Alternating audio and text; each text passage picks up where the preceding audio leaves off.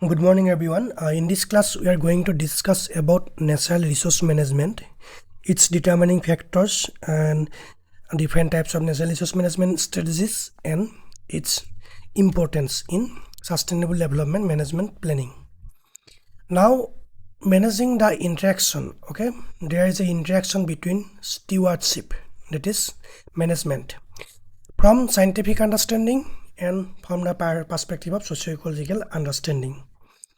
Natural resource management is not just conservation. It is the technical management of land, water, soil, plants and animals to ensure the quality of life for present and future generations. Okay, quality of life for present and upcoming generations. Now there is an imperative to manage present needs and future needs. Okay, there must be an equality between these present needs and future needs. It must be equal. The conflict resources are finite. As populations grow, consumption rises exponential while availability, example fresh water, declines. The solution NRM, that is natural resource management, acts as the brake system, balancing immediate extraction with long-term regeneration to prevent the tragedy of the commons. Now a question arises: who owns the nature? Who is the ownership of the nature?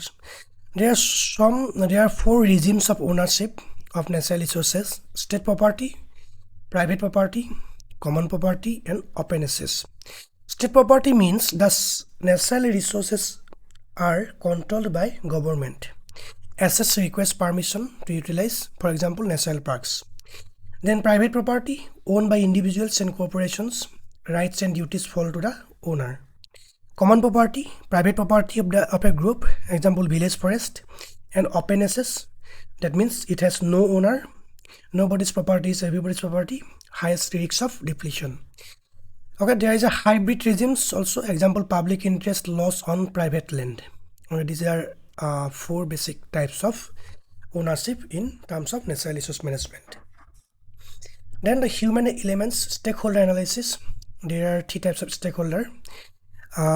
According to Bowie, the existential view, those without whose support the organization would cease to exist. According to Freeman, the broad view, anyone who can affect or is affected by the objectives. According to Grimble, the NRM view, any group sharing a common interest or stake in a particular issue. Okay, the main goal is to give transparency to policy making and identify conflicts before they start. Okay, a roadmap for conflict resolution. Clarify objectives, context, identify interest and interactions. What are we analyzing? Then place issues in systems context and leads to identify who are the decision makers, leads to investigate agendas and ultimately map conflicts and trade-offs. Okay, there is an example of conflict resolution. Burundi Impenetrable National Park, a failure to acknowledge the Batwa people as stakeholders lead to violence and loss of livelihood. Proper analysis prevents this. Then community-based natural resource management. The philosophy behind this is locals are the best guardians of the land. Proximity, locals are better placed to conserve natural resources than distant governments. Incentive, people will conserve only if benefits, revenue, pride exceed the cost. Quality of life, people conserve resources linked directly to their daily survival. And evidence, wildlife population densities in Tanzania have improved under community management. Then the social layer, there are some criteria, social criteria like gender, trust and exclusion. Fishermen build trust through Meshulian joking and exaggeration. Lies build trust. The exclusion, women and the outsider cannot participate in the social performance, excluding them from the management observation. Okay, they are excluded from this kind of economic activities. That means fishing. Okay, case studies: San Evaristo, Mexico, when conservationists cannot penetrate the trust network, regulation fails. This is a framework of adaptive management, managing for uncertainty, determination of scale, knowledge collection, information management, monitoring, risk management, community engagement and collaboration. Plan, do, review and act. Then integrated natural resource management.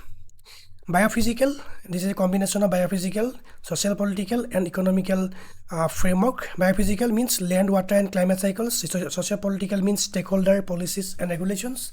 And economic profitability, risk aversion, and food security.